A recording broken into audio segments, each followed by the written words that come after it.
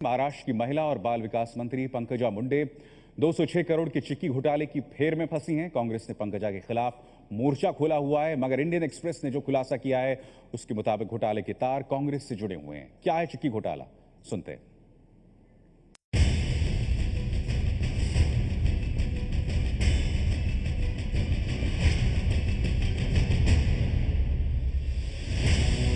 आंगनबाड़ी के बच्चों की सेहत का ख्याल रखते हुए महाराष्ट्र सरकार बच्चों को खिलाती है गुड़ और मूंगफली से बनी चिक्की।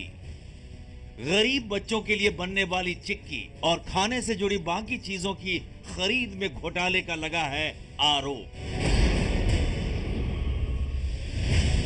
महाराष्ट्र की महिला और बाल विकास मंत्री पंकजा मुंडे पर लगा है 206 करोड़ के चिक्की घोटाले का आरोप।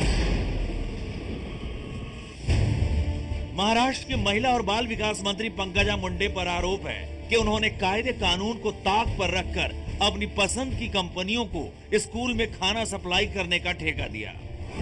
दरअसल पंकजा मुंडे के मंत्रालय में एक ही दिन में 206 करोड़ की खरीदारी हुई है, जिसमें आदिवासी छात्रों के लिए चिक्की, किताबें, वाटर फिल्टर जैसी चीजें खरीदी गई। बाद में खुलासा हुआ कि ये सारी खरीदारी बिना किसी टेंडर के हुई है, जबकि राज्य सरकार के नियम के मुताबिक 1 लाख से ऊपर की सरकारी खरीद के लिए ई टेंडर निकालना जरूरी है। घोटाला होता है, किसने निकाला ये मायने नहीं रखता। महत्वपूर्ण बात यह है कि श्रीमती पंकजा ताई मुंडे ने 24 घंटे में 24 ऑर्डर देके 206 करोड़ रुपयों की खरीदारी बगैर टेंडरिंग के की है। यह अपने आप में सरेआम एक बहुत बड़ा घोटाला है और इस घोटाले की भारतीय जनता पार्टी और मुख्यमंत्री श्री फडणवीस जी जांच कराए, न कि उनको क्लीन चिट दे। कांग्रेस ने पंकजा के खिलाफ मोर्चा खोला, लेकिन अंग्रेजी अखबार इंडियन एक्सप्रेस ने जो खुलासा किया है उसके मुताबिक घोटाले के तार खुद कांग्रेस से जुड़े हुए हैं। इंडियन एक्सप्रेस के मुताबिक पंकजा मुंडे ने एक दिन में 206 करोड़ का जो ठेका बांटा था, उसमें से 114 करोड़ का ठेका सिंधुदुर्ग की महिला कांग्रेस नेता के एनजीओ को मिला है। सिंधुदुर्ग की महिला कांग्रेस अध्यक्ष प्रदन्या परब सूर्यकांता महिला औद्योगिक सहकारी संस्था चलाती हैं। एबीपी न्यूज पहुंचा सिंधुदुर्ग की उस फैक्ट्री में जिसे चिक्की की सप्लाई का ठेका मिला है। एबीपी न्यूज को यहां बताया गया कि बारिश की वजह से इन दिनों चिक्की बनाने का काम रुका हुआ है। फैक्ट्री में काम करने वाले मजदूर छुट्टी पर घर गए हुए हैं। हालांकि संस्था चलाने वाली प्रदन्या परब ने बताया कि उनकी संस्था पहले से अच्छा काम करती रही है। ई टेंडरिंग कर नहीं सकते थे, इसलिए सरकार ने इन्हें सीधे ठेका दिया। 23 कोटीची ऑर्डर आहे राजगिरा चिक्कीची आणि आमची एकमेव संस्था आहे की शेंगदाणा चिक्की आणि राजगिराची चिक्की तयार करते आणि ती आज आणि काल नसून जवळजवळ तीन वर्ष आम्ही हे काम करतो आणि शासनाने आम्हाला हे काम दिलेलं आहे। आणि हे काम घेत असताना दोन उद्देश आहेत। एक तर महिला सबलीकरण आणि दुसरी गोष्ट कुपोषित मुलांना पूरक पोषण आहार देणं। आणि हा पूरक पोषण आहार देत असताना त्यात शेंगदाणा, चांगल्या क्वालिटीचा शेंगदाणा, चांगल्या क्वालिटीचं गूळ आणि मायक्रोन्यूट्रिएंट्स त्यात वापरलेली आहे आणि त्याचे रिपोर्ट सगळे तयार आहेत आणि हे सगळं काम आमच्याकडे रेग्युलर चालतं। म्हणजे हे आत्ताच पेपरला आलेले आहे आणि त्यातून आम्ही आत्ताच करतो असं नाही आहे। तर 3 वर्षापूर्वी शासनाने आम्हाला हे आरसी दिलेली आहे। करीब 1.5 महीने पहले महाराष्ट्र के अहमदनगर में जिला परिषद ने चिक्की की गुणवत्ता को लेकर शिकायत की थी। आरोप लगा था कि चिक्की में मिलावट की गई है। आयुक्त कार्यालय से ये जो चिक्की जो पाई गई है, इसके बारे में अगर ये जो निष्पन्न हुआ कि इसमें मिट्टी मिश्रित का प्रमाण है, अभी जो टेस्ट आने के बाद जो रिजल्ट हमें समझ में आएगा, इसमें निश्चित प्रकार मेरा जो वैयक्तिक मत है, निश्चित प्रकार गुना तो आयुक्त कार्यालय पे हम तो दायर करने वाले। एबीपी न्यूज अब पहुंचा नागपुर के उस कंपनी में जिसे 9 करोड़ 24 लाख रुपए की थाली सप्लाई का ठेका दिया गया था।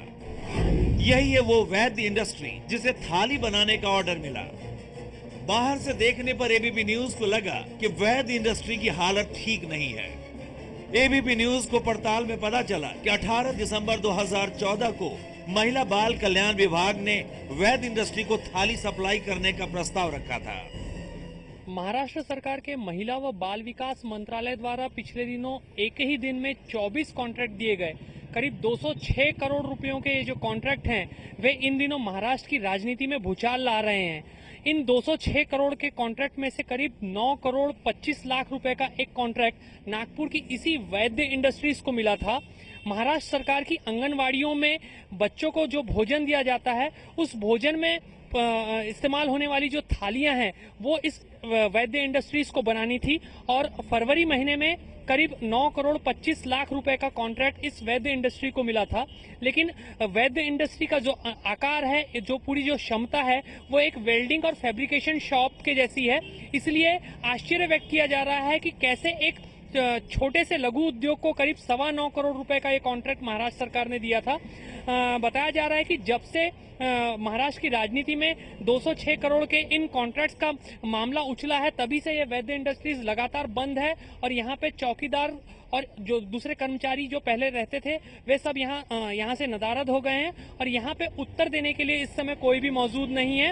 आप खुद तस्वीरों में देख सकते हैं कि किस तरह से ये वैद्य इंडस्ट्रीज पिछले कुछ दिनों से लगातार बंद है और यहाँ पे कोई भी किसी भी प्रकार की मशीनें मौजूद नहीं है जिनके द्वारा करीब 9.25 करोड़ के कॉन्ट्रैक्ट के अंतर्गत थालियां बनाकर बड़े पैमाने पर महाराष्ट्र सरकार को दी जा सके।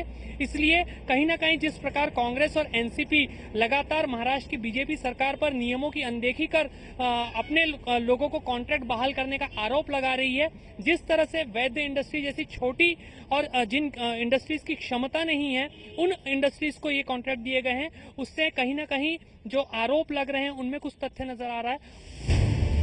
कांग्रेस ने पंकजा मुंडे के मामले की शिकायत एंटी करप्शन ब्यूरो से की है और उसका दावा है कि पंकजा के खिलाफ पुख्ता सबूत है।